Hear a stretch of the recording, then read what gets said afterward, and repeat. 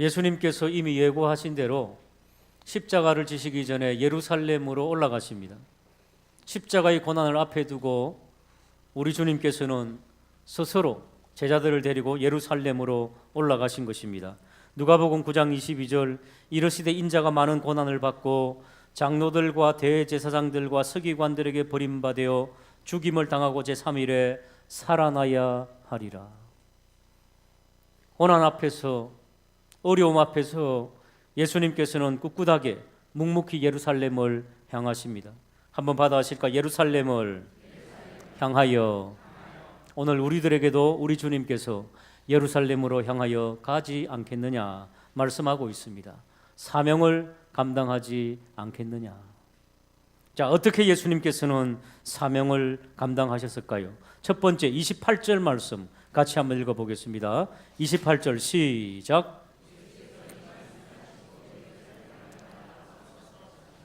네, 여기 있는 문장을 잘 보시면 예수님께서 이 말씀을 하시고 예루살렘을 향하여 앞서서 빼고 가시니라 해도 문장은 됩니다. 그런데 왜 저자는 예수님께서 예루살렘을 향하여 앞서서 가시니라 그렇게 말씀하셨을까요? 한번 따라하실까요? 솔선수범, 모범. 예수님께서 앞장서셔서 가셨다는 것은 하나님의 뜻을 이루기 위해서서 앞장서셔서 솔선수범하셔서 능동적으로 아버지 제가 그 뜻에 순종하겠습니다. 앞장섰어. 여러분, 오늘 말씀을 받는 저와 우리들 연말을 맞이했습니다. 주님의 몸된 교회를 위해서, 하나님의 나라를 위해서 앞장서셔서 가시는지 아니면은 겨우겨우 뒷공무니를 쫓아가시는지 돌아볼 수 있는, 무슨 일을 교회에서 부탁하면은 아멘 할렐루야 제가 앞장서서 주님처럼 감당하겠습니다 그렇게 고백하게 되는 저와 우리 모두가 되기를 주님의 이름으로 축복합니다. 옆에 있는 분들에게 앞장서 가겠습니다 한번 격려하시겠습니다. 왜요? 예수님께서 모범을 보이셨죠. 십자가의 죽음의 고통의 길을 걸어가는데 앞장서셔서 가셨다는 겁니다. 군대 생활 해보면 행군이라는 거 있죠. 참 이상한 것은요, 행군할 때 앞에 서서 가면은 별로 지치지 않고 쭉쭉 나가는데 뒤에 서서 걸어가는 사람들은 조금 힘들고 처지는 것을 볼 수가 있습니다. 등산도 마찬가지죠. 등산해 보면 앞에 가면은 별로 힘든 건 모르는데 저 뒤에서 앞에 가는 사람 보면은 언제 저기까지 쫓아갈 거 이래가지고 힘듭니다. 여러분, 영적인 일도 마찬가지입니다.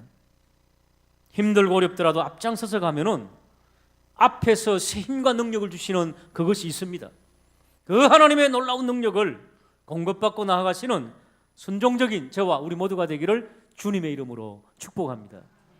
갈라디아서 1장 4절에서 5절까지 보시면은 그리스도께서 하나님 곧 우리 아버지의 뜻을, 하나님의 뜻을 이루기 위해서 예루살렘을 향하여 가는 예수님은 하나님의 십자가의 뜻을 이루기 위해서 앞장서셔서 가시니라. 이 악한 세대에 우리를 건지시려고 우리 죄를 대속하여 자기 몸을 주셨으니 영광이 그에게 세세토록 있을지어다.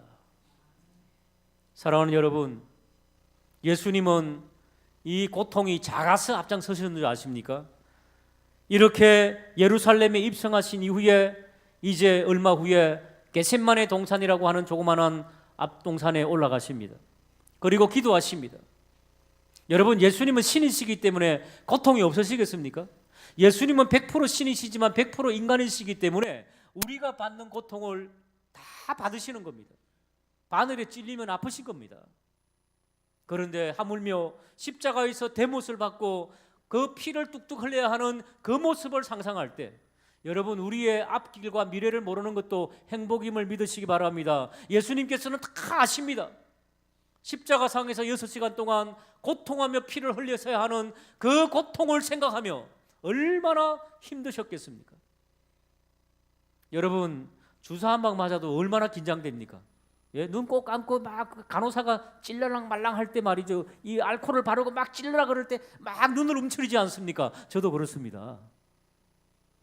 주사 한 방 맞을 때도 사람이 온몸이 긴장이 돼가지고요. 이빨 말이죠. 드릴로 드락 할 때 얼마나 막 소름이 끼칩니까? 알면은 예견이 되거든요. 아, 곧 이빨을 뽑겠구나, 곧 주사를 맞겠구나. 예견하면은 사람이 움츠러드는 거지요. 하물며 6시간 동안 그 처절한 고통에 올라가셔야 하는 예수님을 상상해 보십시오. 그걸 알고 계신 예수님.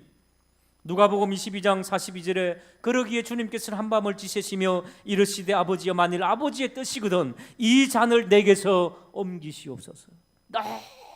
너무 막중한 이 사명 앞에서, 이 십자가의 고통 앞에서 아버지여 이 사명의 잔을 내게서 옮겨주시면 안 되겠습니까? 그러나 내 원대로 마옵시고 아버지의 원대로 하기를 원합니다.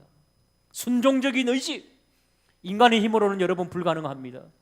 그 십자가의 처절한 고통, 인간의 힘으로는 불가능하다는 것을 우리에게 보여주시는 우리 주 예수 그리스도.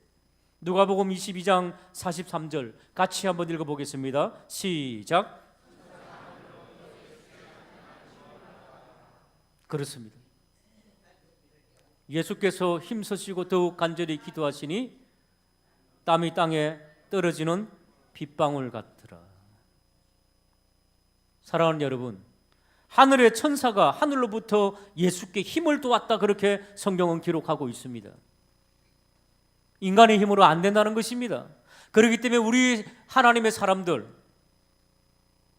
교육자가 되었던, 장로님이 되었던, 권사님이 되었던, 집사님이 되었던 어떤 직분이든지 간에 하늘의 하나님께서 힘을 공급하여 이 사명 감당하게 하여 주시옵소서. 우리 위정자들을 위해서도, 우리 대통령을 위해서도, 국회의원을 위해서도 그리 기도해야 됩니다. 사랑하는 여러분, 예수님께서 얼마나 힘드셨으면은 땀이 땅에 떨어지는 핏방울 같았더라. 어떤 성경학자들은 이것은 문학적인 표현이 아니고 사람이 극도의 스트레스를 받으면은, 극도의 고민에 빠지면은 모세혈관이 터져가지고 땀이 나오는 게 아니라 피가 흐른다 그럽니다. 의사들이 하는 말이지요. 사랑하는 여러분, 그렇게 흘러보셨습니까? 우리 인간들에게는 그런 극도의 스트레스가 없습니다. 오직 예수님만이 겪으셨던 땀이 땅에 떨어지는 빗방울 같았더라. 얼마나 그 사명이 힘드시겠습니까? 그 사명 앞에서 감당하시는 주님, 앞장서서 가시더라. 우리 모두가 앞장서서 가는 놀라운 역사가 임하기를 주님의 이름으로 축복합니다. 그런데 이 열정, 앞장섬, 하나님의 뜻을 이루겠다, 이런 열정만 가지고는 안 됩니다. 그렇기 때문에 두 번째 있는 이 장면이 필요한 것입니다. 우리 주님께서 29절에 어떻게 말씀하고 있습니까? 29절 한번 읽어볼까요? 시작. 감람논이라 불리는 산 쪽에 있는 벳바게와 베다니에 가까이 가셨을 때에 제자 중 둘을 어디로 보내시는가 하면 맞은편 마을로 보내십니다. 그리고 주님께서 말씀하시죠. 아직도 타보지 못한 나귀 새끼가 있다. 그것을 풀어서 끌고 오느라. 내가 그것을 타고 예루살렘에 입성해야 되겠다. 만약에 너희들이 주인을 만날 터인데 주인이 왜 푸느냐, 누가 풀라 그러더냐, 그러면은 예수님, 우리 주님께서 풀라고 했습니다. 그러면은 그 주인이 그것을 순순히 내어줄 것이다. 여러분, 예수님은 하나님이시기 때문에 앞길을 예측하시고 제자들에게 말씀하십니다. 자, 예수님께서 그 주인하고 짜고 이렇게 하고, 내가 우리 제자들에게 감동을 좀 줘야 할 테니까 그렇게 하십시오, 며칠 전에 먼저 가서 짜고 했을까요? 아니잖아요. 제자들하고 동행하면서 같이 내려오셨습니다. 그 제자들을, 그것을 경험한 제자들은 어떤 생각을 했을까요? 예수님은 진짜 전능하신 분이시구나, 아니 하나님이시구나. 실제로 그들은 그것을 경험합니다. 자, 33절 보실까요? 나귀 새끼를 풀 때에 그 임자들이 이르되 어찌하여 나귀 새끼를 푸느냐? 대답하되 주께서 쓰시겠다 하고, 단지 주님께서 시키신 대로 주님께서 쓰시겠답니다. 그랬더니 그 주인의 마음들을 하나님께서 감동시켜서 35절에 그것을 예수님께로 끌고 왔다고 말씀하고 있습니다. 여러분, 그런데 이 제자들, 끌고 온 사람들은 예수님은 전능하신 분이구나, 앞길을 다 아시는구나, 임자를 만날 걸 아시는구나, 어떤 말을 해야 되는 것을 우리에게 말씀해 주시는 것이구나, 그랬더니 그대로 되는구나, 예수 그리스도의 전능하신 하나님임을 발견합니다. 그런데 이 모습을 한번 생각해 보십시오. 예수님께서 만왕의 왕 만주의 주님이신데 어린 나귀 새끼를 타고 오십니다. 어린 나귀라고 하는 것은 한 번도 사람이 타보지 못한 겁니다. 나귀 새끼를 타면 그 나귀가 어떻게 하겠습니까? 비틀비틀하면서 쩔뚝쩔뚝하면서, 왜? 사람을 처음 태워봤기 때문에. 얼마나 우스꽝스럽습니까? 적어도 만왕의 왕 만주의 주 우리 주님께서 예루살렘으로 입성하실 때에 어떻게 해야 되겠습니까? 흑마라든지 백마라든지 아니면 적토마 정도를 타야 안 되겠습니까? 이행하면서 그 위험 있는 그 말을 타고. 그런데 왜 예수님께서는 나귀를 타고 우스꽝스러운 모습으로, 얼마나 우습습니까? 세상 사람들이 볼 때에 뭐 저런 게 다 있나? 저게 무슨 세레모니냐? 지금도 세상은 여전히 그렇게 보고 있습니다. 하나님의 교회를, 예수님을 그렇게 생각할 수 있습니다. 얼마나 우스꽝스럽습니까? 날마다 보이지 않는 하나님 앞에 무릎 꿇고 하나님 복 달라 그러고, 하나님 도와달라 그러고, 하나님께 예물을 드린다 그러고, 세상 사람들은 얼마나 우습게 보입니까? 예수님께서는 왜 많은 사람들에게 그렇게 우스꽝스러운 모습으로 보였을까요? 제가 가끔 승용차를 타는데 가끔 이런 조그만한 차 있죠? 티코 같은 거. 그걸 타고 가다가 아는 사람 만나면은 왠지 마음이 좀 위축돼요. 근데 좀 좋은 차 타고 가다가 내리면은 약간 어깨에 힘이 들어가고. 이걸 뭐라 그러는 줄 아세요? 속물건성이라 그래요. 속물건성. 그게 남아있어요. 뭔가 좀 어리어리하게 보이고 싶은 이런 속물건성이 저에게도 남아있어요. 좀 멋있게 보이고 싶고 하고. 그런데 왜 예수님께서는 멋있게 그렇게 모든 세레모니를 감당할 수 있잖아요. 입성하실 수 있잖아요. 그런데 왜 나귀 새끼를 타면서 우스꽝스러운 모습으로 입성하셨을까요? 한번 따라 하실까요? 하나님의 말씀을 순종하며 이루기 위하여. 왜 예수님께서는 나귀 새끼를 타야 되는가? 나귀 어미도 아니고 말도 아니고 하나님의 말씀이 그대로 예언되어 있기 때문입니다. 예언된 말씀을 성취하시는 분이 하나님이십니다. 스가랴서 9장 9절 화면을 보고 한번 읽어보겠습니다. 시작. 예루살렘에 따라 즐거이 부를지어다. 보라, 내 왕이 내게 임하시나니 그는 공의로 구원을 베푸시며 겸손하여 나귀를 타시니 나귀의 작은 새끼 곧 나귀 새끼니라. 500년 전에 예언이 되어 있습니다. 예수님은 만왕의 왕으로 오시지만은 그분은 겸손의 왕으로 나타나야 된다. 그분은 어린 나귀 새끼를 타야 된다. 말씀을 이루어야 되는 겁니다. 사랑하는 여러분, 혹시 우리는 착각하고 있지 않습니까? 하나님을 믿으면 놀라운 복을 받아가지고 엄청난 부자가 되어가지고 나는 놀라운 하나님의 뜻을 행하리라. 그런데 하나님께서 우리 현실은 그렇게 하지 않을 때 많지 않습니까? 그럴 때 우리는 뭐라고 말합니까? 아닙니다. 하나님 내 뜻대로 돼야 됩니다. 나는 이렇게 해서 예수 믿고 복 받았다고 증거하고 싶습니다. 뭐 그럴 수 있겠지요. 그러나 예수님께서 우스꽝스러운 모습으로 나귀 새끼를 타거라 하면 어떡하시겠어요? 타야지요. 사랑하는 여러분, 우리 앞길에 고난과 어려움이 있다 하더라도, 참 우스꽝스러운 모습이 있다 할지라도 말씀이 인도한다면은, 주님이 명령한다면은 그 나귀 새끼를 타고 사람들 앞에 나타나는 저와 우리 모두가 되기를 주님의 이름으로 축복합니다. 이단들 있지요. 대부분 이단들은 속임수가 많습니다. 옛날에 박태선도 그랬고요. 물론 능력도 나타날 때가 있었습니다. 그러나 계속적인 능력이 나타나지 않으니까 나중에는 속임수를 쓰는 거예요. 예, 막 봉사가 눈을 뜨는 것들이 있죠. 이런 속임수들을 많이 썼어요. 이번에 신천지 이단이 대법원에서 판결을 받았지요. 그동안 기독교 방송 CBS에서 신천지는 가정 파괴하고 인륜을 끊어버리고 사회에 폐악을 끼친다는 것을 계속해서 방송을 내보냈습니다. 한 1, 2년 동안. 신천지에서 고소를 했습니다. 몇십억 고소를 했습니다. 몇백억. 1심, 2심, 3심을 올라가가지고 마지막 판결에 판사가 예수님을 믿는 사람인지 안 믿는 사람인지 모릅니다. 그러나 판사는 정확하게 객관적으로 판단하는 사람이지요. 신천지 이단은 가정을 파괴하는 것이 현실적으로 드러났으며 지금이지요. 젊은이들이 가출해가지고 공동생활을 하면서 집을 가출해가지고 가정이 파괴되고 파탄이 일어난 게 얼마나 많이 있습니까? 아버지, 어머니 보고 아저씨, 아줌마 그렇게 부릅니다. 우리의 영원하신 구세주, 재림주는 이만이라고 그러고 칭송하고, 그것이 현실로 실제로 그들이 사용했기 때문에 이것은 CBS 방송이 옳아서며 이렇게 판결해 놨습니다. 여러 가지 사회적으로 폐악을 끼치고 여러 가지 이상한 집단 행동을 하기 때문에 사회적으로 가정적으로 위험한 종교다. 그렇기 때문에 신천지는 모든 재판의 비용 90%는 신천지가 다 배상하고 나머지 10%는 CBS가 배상하라 이렇게 나왔어요. 사랑하는 여러분, 세상 사람들도 이제 아는 거지요. 그런 속임수와 그런 나쁜 방법이 아니라는 것을 아는 거지요.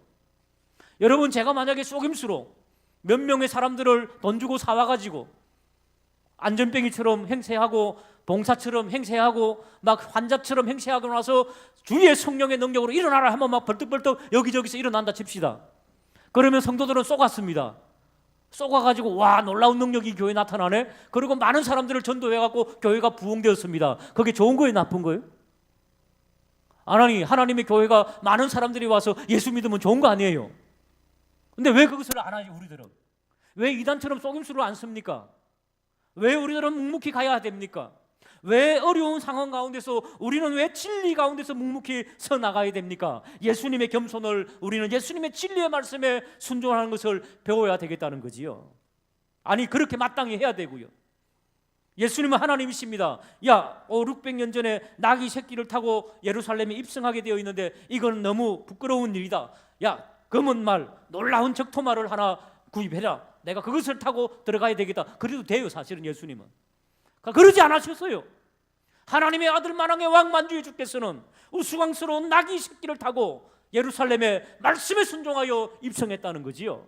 우리에게 열정이 있습니다. 우리에게 하나님의 뜻을 이루고 싶은 그 소원이 있습니다. 그러나 말씀 안에서 진리를 지키며 나아가는 저와 우리 모두가 되기를 주님의 이름으로 축복합니다. 세상 사람들은 비웃고 우스꽝스러운 모습이었지만은 그 나귀를 끌고 오면서 예수님은 전능하신 하나님이시구나, 우리의 공간과 시간을 초월하여서 이 모든 상황들을 읽고 우리에게 명령하셨구나. 제자들은, 무리들은 깨달았거든요. 깨달은 무리들은 어떻게 고백하는가? 37절 38절 같이 한번 읽어보겠습니다.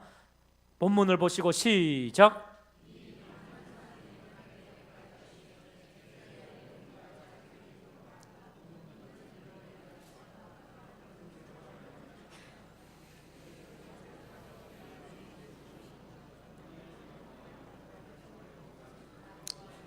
할렐루야.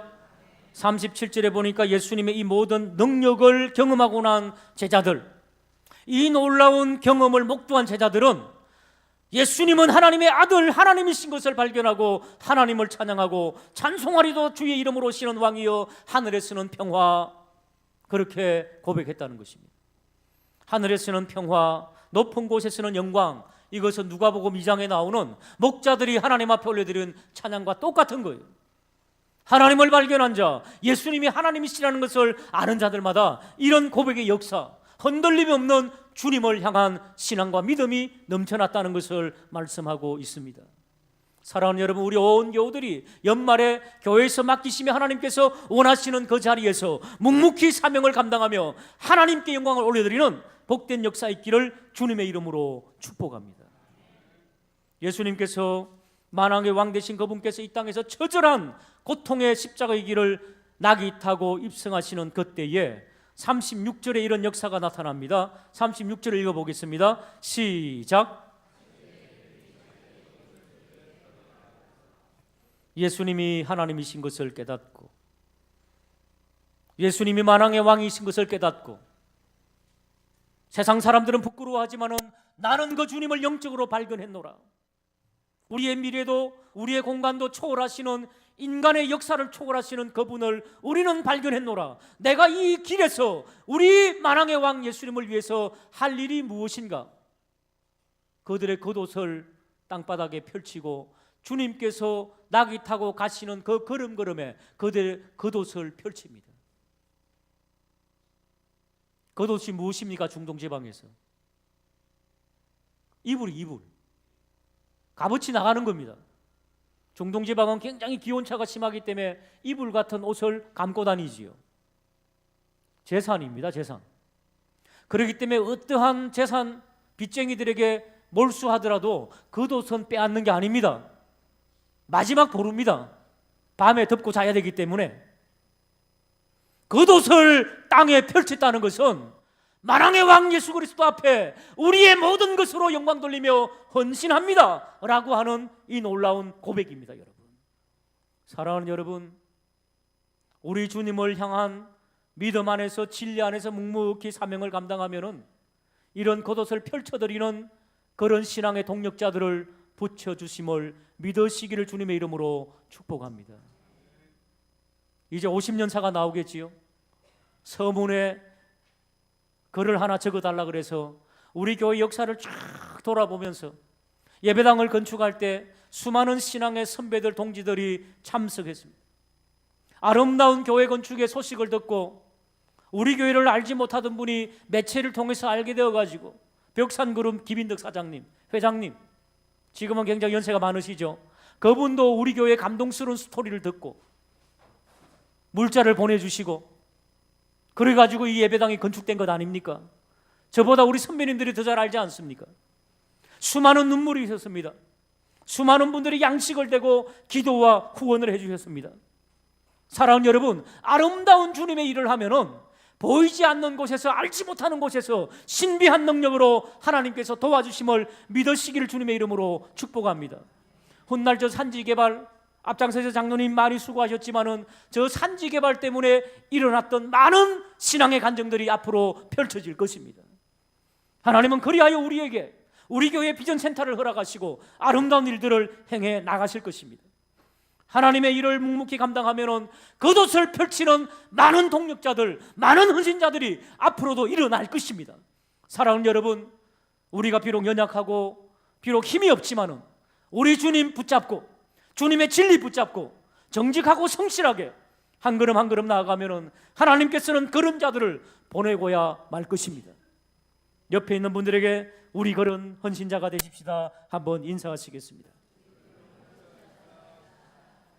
예루살렘을 향하여 앞장서서 가신 주님처럼 묵묵히 우리도 그 모범을 따르며 많은 세상의 유혹이 있지만은 속임수가 아니라 진실한 방법으로 주님을 섬기며 많은 동력자와 함께 하나님 앞에 영광을 올려드리는 성탄의 계절 되시기를 주님의 이름으로 축복합니다.